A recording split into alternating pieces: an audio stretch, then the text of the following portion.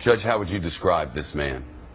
I would describe this man as an American hero, as a person willing to risk life, limb, and liberty in order to expose to the American people one of the most extraordinary violations of American principles, value judgments, and the Constitution itself in all of our history.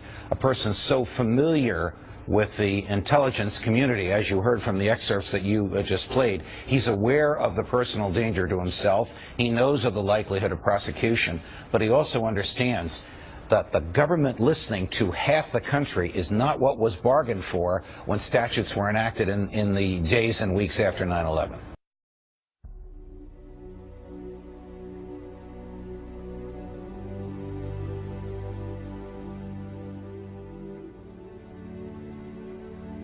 Greetings, citizens of the world. We are anonymous. For many years now, we have warned the citizens of the world about the threats that government pose to the freedoms of the internet. Over this period of time, many people have woken up to the lies told by government officials and now understand the importance of keeping the internet open and free for all to use. The events that have transpired over the recent days have proven, indisputably, that the governments of the United States and the United Kingdom are trying with all effort possible to monitor the internet. You might ask us, if not to fight terrorism, what are they looking for? The governments of the world are corrupted to the core, by greed and lust, intoxicated by power. They fear losing this power to the people. Let us look at this secret spy system PRISM, and its apparent effectiveness. It has failed to stop terrorism, but has succeeded in monitoring everyone in the world, even law-abiding citizens. It is true that there are evil people in this world who must be watched to ensure the safety of others, but it is simply immoral and unethical to blanket monitor everyone worldwide, assuming that everyone must be guilty of something. Edward Snowden is a true hero of the people worldwide for revealing this. In stepping forward to bring us the horrifying truth about the draconian states secretly operating, he has put his life on the line. He has given up his job with the government. He has lost his family and loved ones. He now risks extradition and life sentencing to prison, merely for telling us that each and every one of us is being watched, monitored, documented, recorded and categorized. The fact that companies like Microsoft, Facebook, and Google are involved means that a significant amount of the internet, as we know it, is under inspection. The right to privacy has been violated. People are in greater danger from this surveillance system than they are from terrorism, because the terrorists have not been stopped. What we are witnessing is the hand of the government and corporate greed extending over the internet. A smear campaign is beginning against Snowden now. This is to be expected.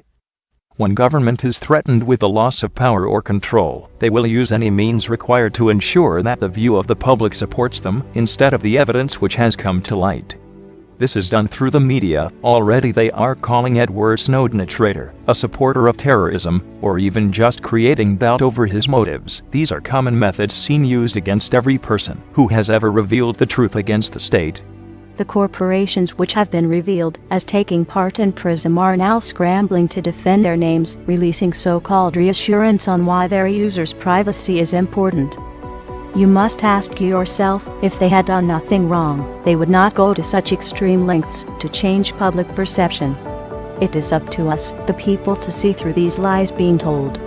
We must stand with Edward Snowden and fight back on all fronts against the Big Brother state. Many say they have nothing to hide. But this is beside the point. If you have nothing to hide, why should you be watched? If someone broke into your home and read through your documents and private data, you would feel violated and angered. Why should your digital information be exempt from this? The only difference with online spying is that you remain unaware that it is happening. Otherwise you would become just as angered towards it. And this is why governments fight to keep us from knowing the truth. You only have to scratch the surface before the lies become visible. Citizens of the world, users of the internet, show your support for Edward Snowden. Edward Snowden is now under the protection of Anonymous worldwide. We are all Edward Snowden now. We urge you to remain peaceful, but to rise. Now is the time to say enough. We call for massive disobedience towards the Big Brother state. We invite you to be anonymous. We must act together worldwide for the cause of internet privacy.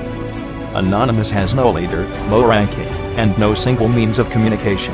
We are spread of many mediums and languages. Join with us for the freedom of the internet. We are anonymous. We are legion. We do not forgive. We do not forget. Expect us